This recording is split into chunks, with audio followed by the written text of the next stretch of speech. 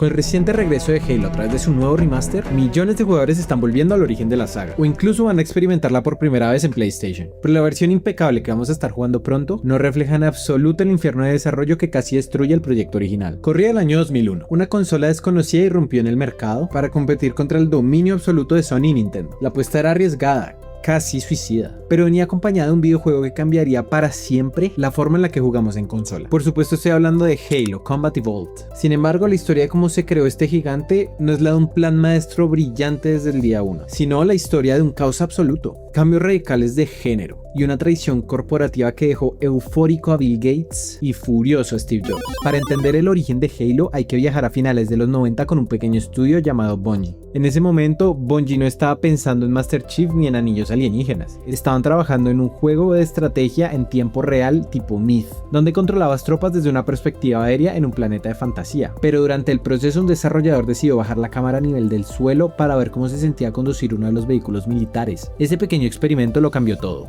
El juego dejó de ser de estrategia y se convirtió en un título de acción en tercera persona centrado en combate vehicular en mundos abiertos. La idea era tan prometedora que llamó la atención del mismísimo Steve Jobs. En la Macworld de 1999, Jobs presentó al mundo el primer vistazo de Halo como el gran título exclusivo que demostraría el poder gráfico de los computadores Mac. Halo nació para ser un juego de Apple, pero detrás de escena, Microsoft estaba preparando en secreto su entrada al mundo de los videojuegos con un proyecto llamado Xbox, y necesitaban desesperadamente una razón para que la gente comprara su consola. Lo que vino después fue un movimiento muy agresivo en la industria que nadie vio venir. A mediados del año 2000, Microsoft tenía un problema gigantesco. El Xbox estaba a poco más de un año de salir al mercado y todavía no tenía ningún videojuego que justificara la compra de la consola. Fue entonces cuando los ejecutivos de Microsoft pusieron los ojos sobre Bungie y en su prometedor proyecto en tercera persona. En junio del 2000, Microsoft sacó la chequera y compró Bungie por una cifra cercana a los $30 millones. La noticia cayó como una bomba atómica en la industria. Steve Jobs quedó tan furioso al enterarse de que Microsoft les había robado su juego estrella para Mac que el propio Steve Ballmer, CEO de Microsoft, tuvo que llamarlo por teléfono para intentar calmar la situación y prometerle que Bungie seguiría lanzando juegos en Mac. Pero la llegada de Bungie a Microsoft fue un choque cultural brutal. Los ejecutivos de la corporación no entendían el proyecto. De hecho, odiaban el título. Consideraban que Halo era un nombre demasiado abstracto, esotérico y poco comercial para un juego de acción, por lo que presionaron fuertemente para cambiarlo. Tras semanas de discusiones absurdas llegaron a un acuerdo obligatorio. Mantendrían el nombre Halo, pero le agregarían el subtítulo Combat Evolved, para que el público supiera que se trataba de un juego de disparos, un subtítulo que al propio equipo de Bungie le parecía ridículo y redundante. Pero la discusión del nombre era el menor de sus problemas. Microsoft no solo quería el juego, querían que Halo fuera un título de lanzamiento exclusivo de Xbox. Y para lograrlo tomaron una decisión radical. Descartaron por completo la vista en tercera persona y ordenaron reescribir el juego por completo para hacerlo un first person shooter, o un juego de disparos en primera persona. El equipo de Bungie se encontró de pronto en un ritmo de trabajo despiadado. Tenían menos de 14 meses para empacar sus pertenencias en Chicago,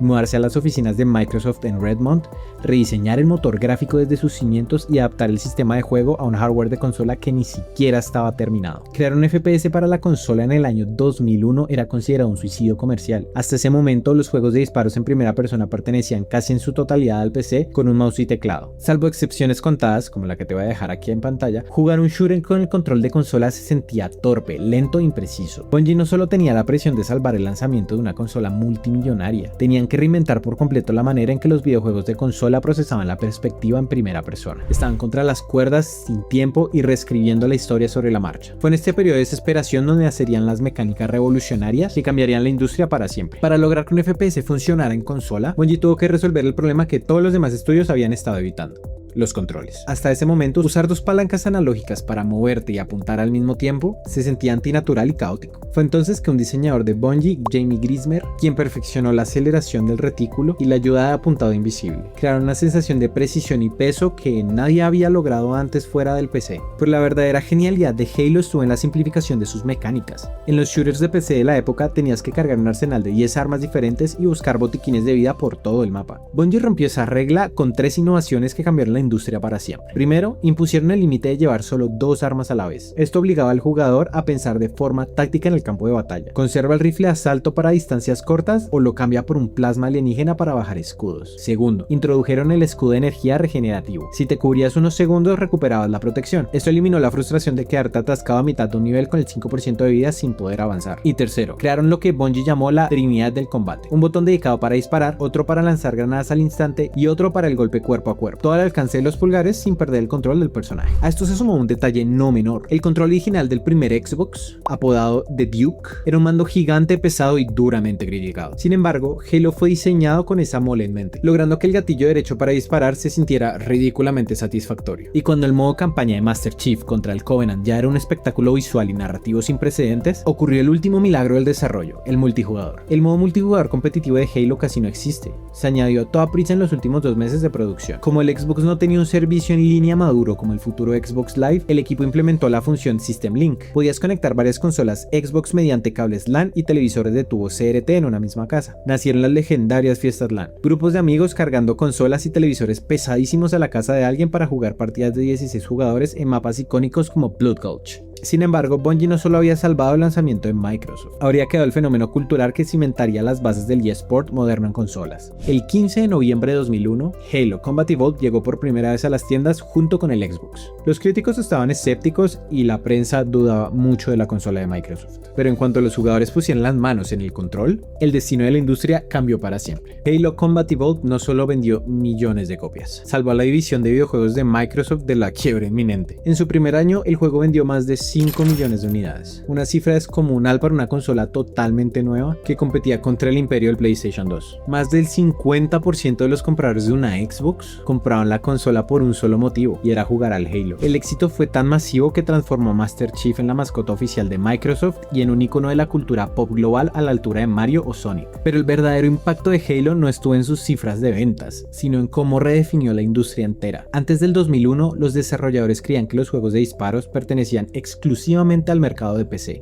Halo demostró que un FPS no solo podía funcionar en consola, sino que podía superar la experiencia de un computador si el diseño del control y la jugabilidad se adaptaban correctamente. Durante los años siguientes, cada estudio de la industria intentó copiar su fórmula. Nació el término Halo Killer, para referirse a cualquier juego que intentara destronar al rey, pero ninguno logró replicar esa magia exacta donde la narrativa cinematográfica, la banda sonora orquestal de Martin O'Donnell y la inteligencia artificial del Covenant se combinaban a la perfección. Hoy, más de 2 décadas después, y con el nuevo remaster en boca de todos, el impacto de Halo sigue más vivo que nunca. Nos demostró que una gran idea, combinada con decisiones de diseño arriesgadas y con un equipo dispuesto a reinventarse en el último segundo, puede cambiar la historia del entretenimiento digital para siempre. Pasó de ser un prototipo de estrategia de Mac que casi nadie recuerda, a convertirse en el pilar fundamental que construye el imperio moderno de Xbox. Al final del día, la historia de Halo nos recuerda que las mayores revoluciones de la industria casi nunca nacen de un plan perfecto desde el primer día, sino de la capacidad de adaptarse al caos cuando todo parece estar en contra. Me gustaría saber qué piensas tú, para los que jugaron el original en 2001 o para los que están descubriendo esta historia ahora en la nueva versión. ¿Creen que la industria de los shooters en consola habría evolucionado igual sin la llegada de Halo? ¿O este juego fue un milagro irrepetible que definió a toda una generación? Déjenmelo abajo en los comentarios que los voy a leer. Y nos vemos en el próximo video.